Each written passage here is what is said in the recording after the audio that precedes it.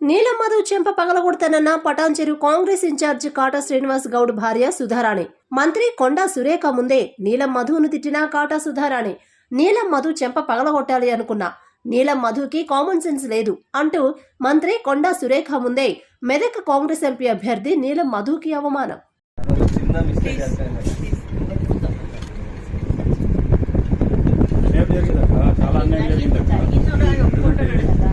ఆయన ఫీల్డ్ లేకపోతే సినిమా గెలిపాడు 2000 ఓట్లు.